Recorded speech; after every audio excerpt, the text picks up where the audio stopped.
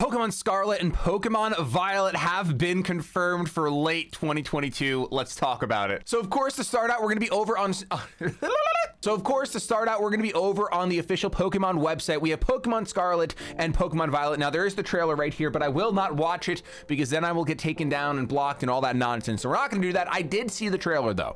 We're going to scroll down and see these screenshots and kind of read what's going on. The Pokemon Scarlet and Pokemon Violet games, the newest chapters in the Pokemon series, are coming to Nintendo Switch later this year. With these new titles, the Pokemon series takes a new evolutionary step, allowing you to explore freely in a richly expressed open world. So this is a very big deal because I was one of the people that definitely believed, hey, if they announce 9th generation, there's not enough time for them to see the reaction of Pokemon Legends Arceus and how much the fan base really loved the semi-open world of Arceus. However, they also already tested that with the wild area in Sword and Shield, right? So that was completely my fault for ignoring that they already had some data on, hey, yeah, people like the wild area. Let's see how much time they spend doing raids and how much time they spend in the wild area. They knew that, they moved forward with it, which I think is the absolute best thing they could have done. I've said it time and time again on my streams, but Pokemon Legends Arceus has been the best single player Pokemon experience I have had for so many different reasons. But one of the biggest reasons is how alive the world feels because you can just see the Pokemon walking around. Now they did do that in Let's Go as well, but it was different, right? Since it was top down, or not top down, but you know what I mean? It's not exactly the same as a regular open world traditional. The things you see in this trailer are incredible, honestly. And of course you have some of the screenshots here, and I kind of want to hone in. One, if you compare these to Sword and Shield, you can see that there is definitely an improvement. Yes, of course, there is going to be room for improvement. There's always room for improvement. But going from, like, look at this bottom left screenshot right here. Going from looking at this to looking at Sword and Shield, I really do think that they are finding their legs, so to speak. Obviously, they have legs. They've been doing this for 25 years plus. But I mean, look at, okay. The screenshot of the Larvitar and Pikachu in battle, this camera angle, in my opinion, is perfect, minus the booty of the trainer. I'm hoping what's gonna happen is that that's where your moves are gonna go. I really hope they just decide to cover that thing up because it's just a child, it's covered up. Or when you use your moves, the camera will zoom in past the trainer. That would be a super, super cool feature. I didn't see any actual live battling in the trailer, so unless there's something that's been released that I've missed, you guys can let me know. I'll talk about that in a different video. But this camera angle, I love it. It's so good. Just do something with the trainer booty and I'm down to clown. Or if that's where your UI goes, that's perfect. I could kind of see them putting the UI on the bottom left, but hopefully not. Hopefully they just slap it right here, but it's a little tight. I feel like they will go bottom left, actually. It's a really big open area. I don't know. The fact that it's reversed, right? Like normally growing up, you're on the bottom left, your little Pokemon, and then the big Pokemon is in the top right of your enemy. So for some reason, having the enemy on the left side, even though maybe other games have done this before, I don't know, but it just feels fresh. Various towns blend seamlessly into the wilderness with no borders. So this is a big hint that the wilderness is a lot like the wild area, but I don't think so. I really think that they're just using words, right? Wilderness. I don't think it means that they're going to go ahead and reuse the wild area, or if they do, it's going to be somewhat of an improvement. I mean, right here they're saying you're not going to have to walk into a town and wait. It's just going to blend seamlessly, which, to be honest, is a pretty big feat for an open world game in general. Most open world games that I've played, you always, you walk into a town and it loads. So I'm really interested to see how it plays. And I'm sure it's possible, right? Like obviously with loading chunks and all that stuff. But I'm excited to see what it looks like. You'll be able to see the Pokemon of this region in the skies, in the seas, in the forests, on the streets, all over. You'll be able to experience a true joy of Pokemon series, battling against wild Pokemon in order to catch them. This is a big thing I wanted to talk about now in an open world game that players of any age can enjoy. So this is kind of implying that the mechanic that we've gotten used to in Legends of Arceus, which gotten used to, it's been out for what, a month, maybe? I don't know. A little over a month. That's crazy. We've gotten so used to this mechanic that's been with us for, 37 days that you can just throw a Pokeball and catch Pokemon. That's clearly, they're doing a good job at letting players know, hey, that was for that game. That's not for this game. And as someone who literally loves that feature in Legends Arceus. I love it so much. I love just throwing balls and listening to the sounds of everything happening. It's so good, but it kind of makes sense. And here's why. I was actually thinking about this last night. This is my little evolutionary reasoning as to why you can't just throw Pokeballs at Pokemon. So when you're in Legends Arceus and you're throwing Pokeballs at Pokemon, sometimes they break out and then they run away.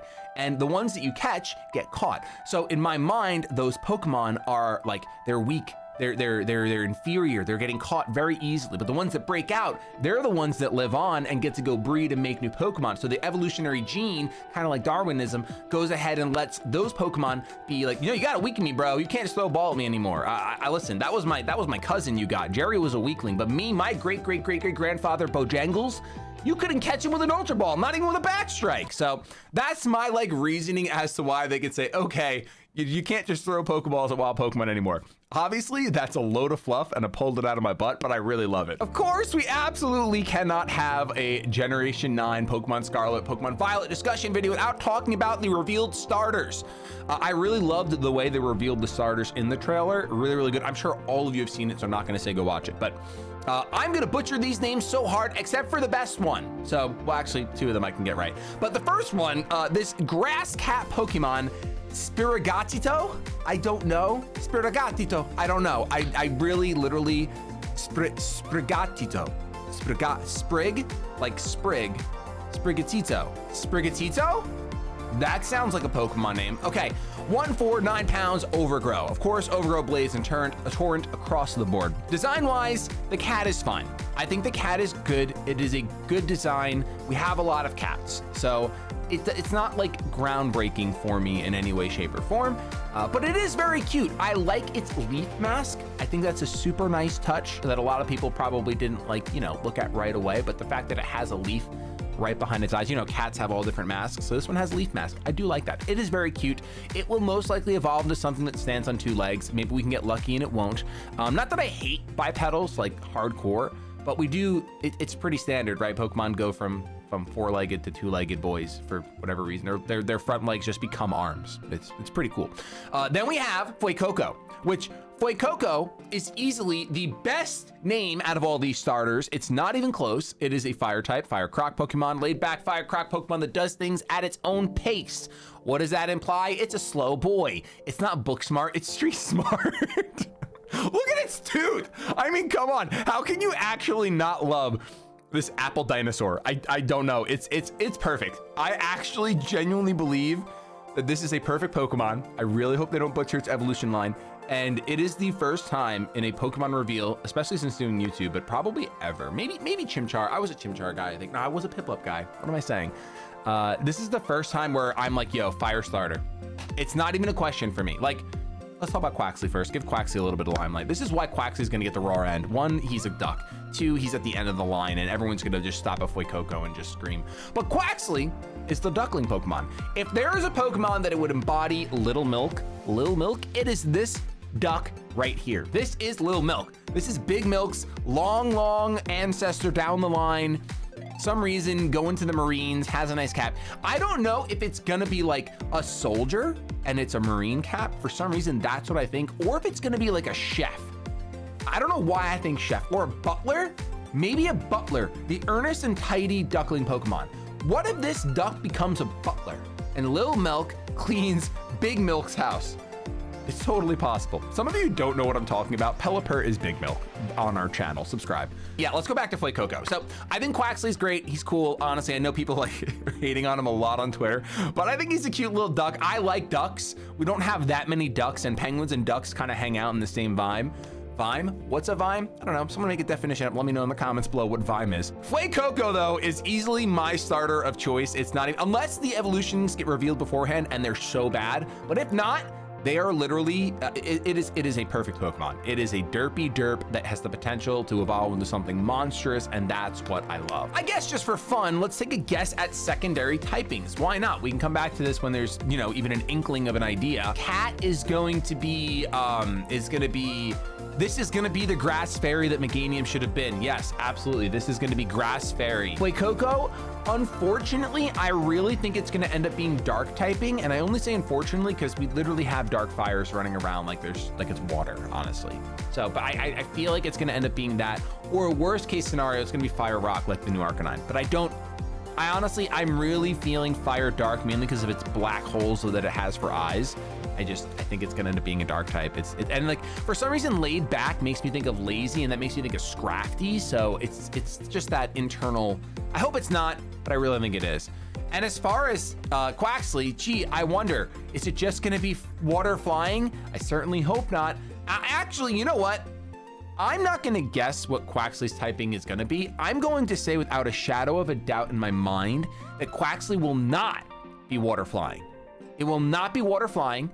I will eat a Pikachu card if it's water flying. So you can come back to this channel when this game is released in November of 2022, because that's probably when it's gonna get released. It's always Thanksgiving time. I only know that because A-Drive always has his marathons going on in the middle of Thanksgiving. The main character's drip. Let's talk about it. It's fine. I don't care that much. I'm not gonna lie. I do think it's interesting that the main character's designs are exclusive to the games. Really, really interesting. I mean, I'm sure there'll be customization. They've kind of, put that as a staple now in Pokemon games that you can customize your character. But the fact that at least the initial design is different tells me that they might even start in different areas of this region, which, by the way, is everyone is confirming basically that it's based on Spain, which is very, very cool. There's a lot of really great architecture to pull from in Spain. And then you can even see in these screenshots, right? Like one is in front of a blue house, one is in front of a red house, which they're kind of swapped in their shorts and where they're standing in front of. I don't know if that was intentional or not, but usually the Pokemon Company doesn't do too many things without reason. So, by the way, these screenshots, they look great as well. If we open them up, I mean, this is as big as they get, but they look great. Vast improvement. Obviously, there are things that can be improved always, of course. They're working on their trees. They're working really, really hard. But I think this is a huge step in the right direction. Like they said, I think it's evolutionary, the same way Arceus was for Pokemon. So now we're over on Serebii.net just for the last bit of this video, because they have some screenshots that weren't on the Pokemon website, and I want to go ahead and just look at them. And by some, I think there's literally just this one. This one with Lucario and Hisuian Zoroark. This looks more like the traditional battle style now that I'm looking at it. Your Pokemon on the left, the enemy on the right. So maybe that screenshot with the Pikachu and the Larvitar was nothing to really read into. I'm sorry that I said all that. I apologize. I left it in the video. I know, I'm so bad. If you didn't watch all the way, you're gonna call me a dummy in the comments. I apologize. Your short attention span is letting you know that I don't know how to correct myself. Okay, let's go. So this is more the traditional sense. Your Pokemon on the left, their Pokemon on the right. You have your UI most likely on the right as well in that little skinny spot. There's no two screens on the Switch, but the background looks great. And I really like how close my Pokemon is to the screen. So I really hope this is the actual setup for battles. I don't really care about seeing my own trainer. I'm not gonna lie. It's not a big deal to me to see my trainer. I'd rather just focus on the dope Pokemon that I send out that's gonna do the battles, especially if the animations from Pokemon Legends Arceus carry over. If that's the level of animations we get from moves in this game, we will literally potentially have the best Pokemon game, mainline game, that we've ever had. Just thinking about the ideas that, with high animations like that, and then they're obviously, this is a main game, so they're gonna have online. If they just fix the battle timer, if they can just go ahead and make it longer than it was in Sword and Shield, this will be the greatest generation of Pokemon that has ever happened. I genuinely believe that. Let me know your thoughts in the comments down below. And if you enjoy this kind of video, don't forget to leave a like. I will do more of this. I really will. This is gonna be the generation where I do this a lot. So I hope you do like it. With that, I'm out of here. Keep it shady.